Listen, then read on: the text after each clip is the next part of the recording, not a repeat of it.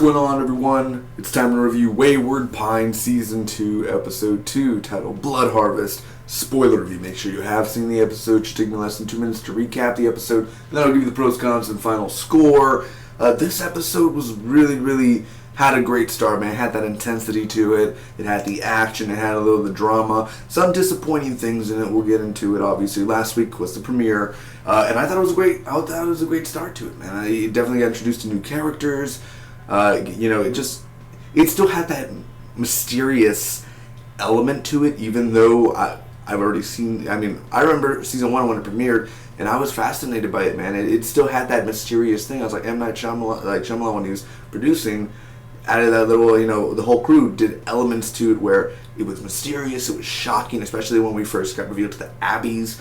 Everything was weird, man. It was so new. It was so new and original in a sort of way for a TV show. Maybe not like the Twin Peaks sort of style, but everything else was pretty awesome, man. Now for this episode had a great start, and then it little fizzled out at times, so... By the way, Scream Season 2 just began. It's an MTV show, Scream the TV series. If you guys want to check out my review, it's on the channel. It's the last video I made. And then, of course, I'm reviewing Power Season 2, which is a PlayStation original. So if you have a PlayStation Plus membership, you can actually watch Power. It stars Sharlto Copley. Really good, for a low-budget PlayStation TV show, but it's really fun. You get, the characters are likable, is what I'm saying. Very likable. Anyway, here we go. Blood Harvest. That's a lot what you did to Ben. Anyway, Abbeys are at the fence. Of course, last week we had our main character, Ben, and then our main character, Theo Yedlin, and Xander, I think his name's Xander, they exiled him. They got him out of the fence, and all the Abbeys are there. And all of a sudden, all these Abbeys go to the fence, and of course it's electrocuting them, but they're thinking smart. They're using their minds, if that makes sense, if they even have minds. And they're just climbing on one another, just like World War Z when all the zombies are just climbing on each other and going over the fence. That was happening. So Jason sends a bunch of reinforcements to go and take them out. They're throwing frags and everything. Carrie ends up getting injured, I was like, oh wow, I guess she's not a main character. I guess she's out of the picture. There she is, She got stabbed bad, and I was like, holy crap, that's it, she's done. They end up getting her to the hospital. So all of the, they're fighting and everything. And Jason ends up saying, we need Theo. Yes, you exile the surgeon or the doctor, the only doctor, and you exile him. So that's a big part, and that shows you how much of a leader you are, Jason. So they end up going to get Theo again. Somehow he survives. Because when you think about it, Ben was like, let's split up. And then I was thinking to myself, wait, wouldn't it be better to run together? I mean, technically, because if you split up, they'll still get you either way. It doesn't make sense if you just stay together. You could at least try to do something, maybe. I doubt it. They'll probably kill you with their sharp claws, but at least try. But I don't know if Xander's dead. They never really show it. He just gets dragged away, so I'm assuming he's dead. But with TV, you never know if they're dead or not. So that happens, man. Theo ends up wanting answers because he's going to do surgery on Carrie, but he's like, give me the answers now and I'll do it, which I'm thinking oh shit, Theo, you need to hurry up and go to the surgery thing, she could die. But then again, I'm like, he needs answers, he needs it. I'm on both sides there. I'm like, he needs the answers, but he needs to save Carrie because she's hot. Either way, that's my opinion. So they end up saving Carrie. Wife has been there for 3 years. His wife's been there for 3 years, which means, I'm assuming the actress wasn't in season 1, but imagine if she's in the background somewhere or something. That means I'm assuming she was there when Matt Dillon and everything was going on, which is cool to know. I mean, she knows what happens and knows of the rebellion, the beginning of the rebellion. Anyway, we meet the guy who was in Guardians of the Galaxy, and he's also going to be in Tarzan this summer. He has the white goatee he's known for. He's the one in Guardians of the Galaxy when he's like, who? His name's, he starts with a DJ and then something like that, but his name's CJ in the show. He's a harvester, he's a farmer, which is cool because I thought he was going to be some sort of bad guy, let's kill everybody, let's do something. But he usually plays a bad guy, but it looks so far like that he's just a good guy trying to be a farmer, trying to do his part. So thank God. Hopefully he doesn't become a bad guy. Don't do that twist and make him be a good person. Thank you. More likable. Anyway, he's harvesting and they're outside the walls. Theo has his own office. He gets his own office and has a picture of Toby Jones. By the way, Toby Jones cameoed, man. The sexy Toby Jones cameoed in the beginning, dude. Really awesome. I was like, hey, it's Toby Jones, which is really cool. He probably was like, they brought the set to him and everything. I doubt he went to the set, so he was like, because, since it was a TV screen and everything, so he just did it from wherever he could, and just like that, boom, there's your cameo. Thank you. Really cool. Either way, Theo has his own office. Arlene is his receptionist, which if anyone who's seen season 1, Arlene was in there, so, hello. Okay, so he ends up helping this boy because he has a cough. He needs to stop smoking. Anyway, Abby is dead in the classroom. Like, Megan, the girl in the wheelchair, basically has an Abby, and they're all like, oh my god, look at that Abby. And then, like, the only good Abby is a dead Abby. That makes sense, because an alive Abby would kill all of them. So, good for you. Anyway, Teresa talks to Rebecca. Everyone knows who's seen my season 1. I don't like Teresa or Theresa. It has like a TH thing on her name. Either way, Teresa, I don't care for her. I don't. I could care less for her, honestly. I don't hate the actress. I'm not nothing against the actress, but just the character herself. She was annoying. She was annoying in season 1. I'm just like, give me Matt Dillon. Give me some Matt Dillon. I need my Matt Dillon now. I don't need you, Teresa. We don't need you. We need Matt Dillon. Anyway. So she needs to know what Theo knows, which we never see that in this episode. Theo is already back in Wayward Pines, and she still doesn't go ask him or stuff like that. Theo ends up lecturing Jason, which was a really cool part because Jason's getting owned because Jason's like, what, 21, 22, 23, and he's leading a civilization. We'll find out next week why, but okay, sure, why not? Anyway, they end up getting the crops, they're using flamethrowers, the Abbeys are scared, they're like, wee! So they end up running away and everything. So it was really cool because just imagine trying to get all these harvests and crops and everything. That's your only food source. And the Abbey is like, that's scary. Like, I wouldn't be able to go in there and be plop, plop, plop. And then like be scared if an Abbey comes and grabs me and drags me away. Those people have balls. I wouldn't be able to do that. I'll be the one with the flamethrower, but I wouldn't do that. No. Either way, Ben is alive still, and he does a message. He's still out there. And they never explain how he kept on surviving. Because, mind you, it's not like he has military experience. It's not like he has a weapon. I mean, how did he really survive? Think about it. So anyway, he does a message, and he's like, this is Ben Berkeley. I think, was it Berkeley? Ben Berkeley. This may be my last message. Mom, I'm sorry for everything I've done. I know I did wrong. Blah, blah, blah.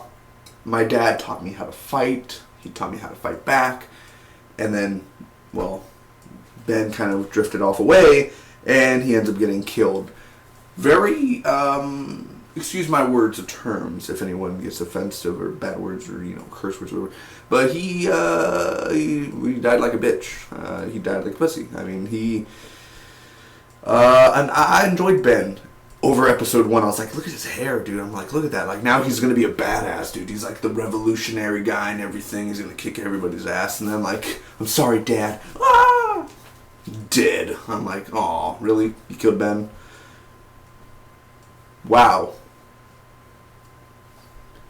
No wonder he wasn't in the promotion photos. So, should have saw that one coming. So anyway, no Abbeys are in sight on the cameras at the end, and everyone gets food.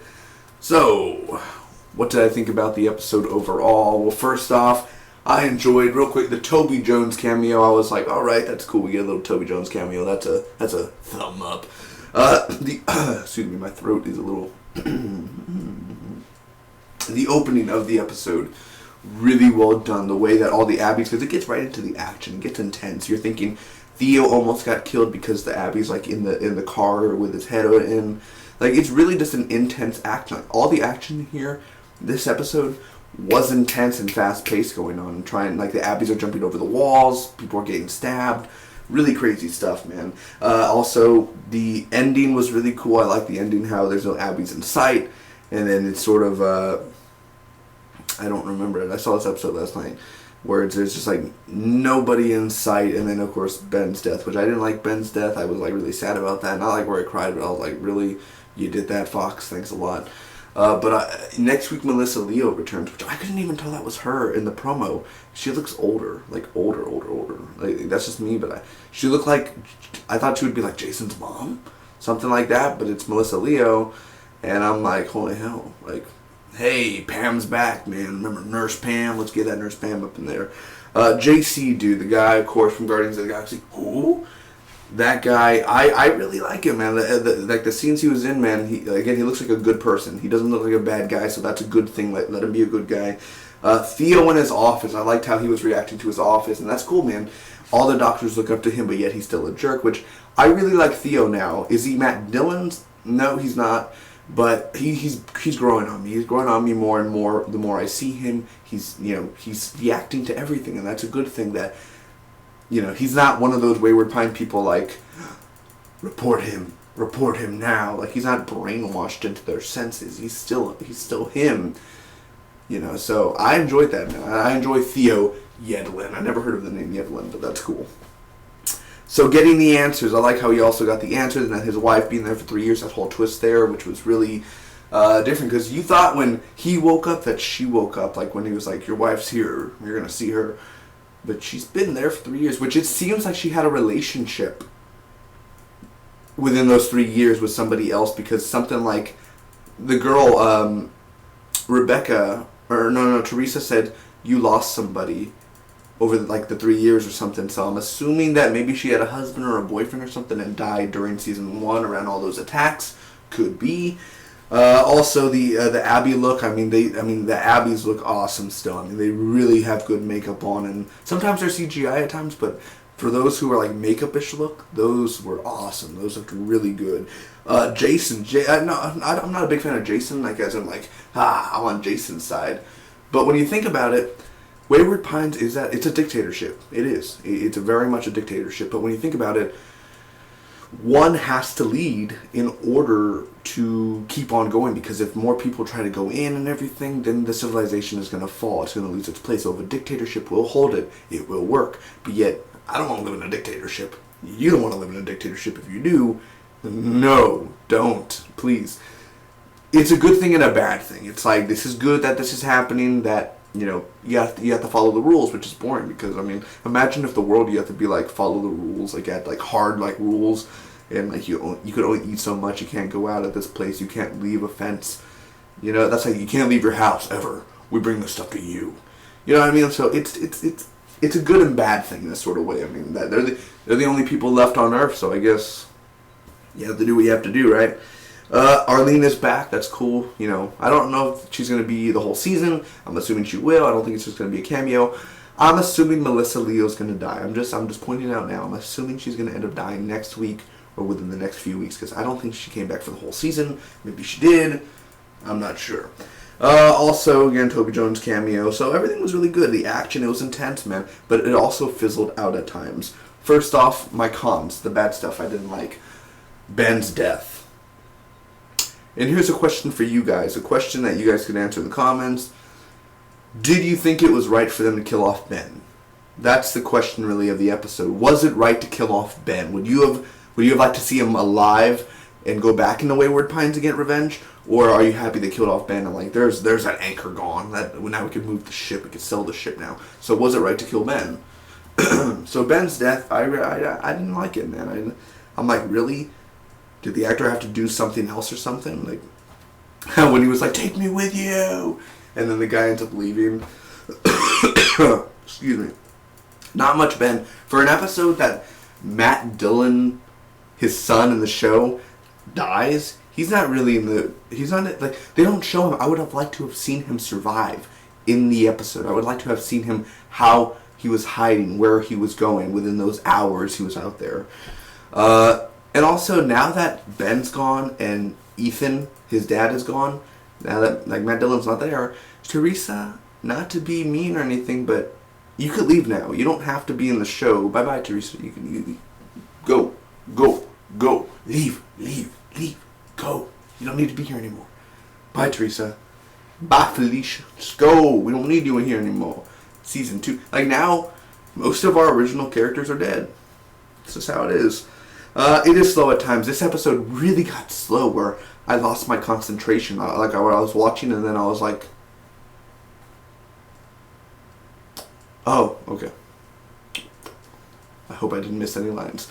That sort of thing where you lose concentration in some scenes that were just not that important. Some scenes were slow and kind of burning your gas in the car. It's just burning. Teresa, no point of being on. I wrote that as a con too. There's no real point of being on now. So leave. Overall, I'm gonna end up giving Wayward Pines season 2, episode 2, Blood Harvest, a B+. Oh, that's good, mate. A B+, man. I thought it was real. It's a really good episode, but it had great moments where literally I was gonna put an A-. I was like, it's great, it's great, and then it's slow, and then Ben's death, and the way they did that, and because 25 minutes into the show, I was like, holy crap, I'm enjoying myself. Like, I felt like this is going to be one of those episodes where it's great. It's going to be a great episode, and it turned out to be really great. And then it's kind of fizzled every now and then I was like, oh, okay, we'll get it to a B+, And then by the end of the episode, I'm like, yeah, that it earns a B+ for sure. So B+ ain't bad. It's a really good episode, but it could have been great if they would have taken out a few things or maybe added a little, just little stuff like that, and take out Teresa. Oh, thank you so much for watching, guys. Make sure to like, comment, and share the video. And if you enjoyed the review and you want to watch more of my channel, you could hit that subscribe button. As well, question down below, was it right for them to kill Ben? Until next time, I'll see you next week for more Wayward Pines. Melissa Leo returns. It's going to be crazy. I'll see you then. Bye-bye.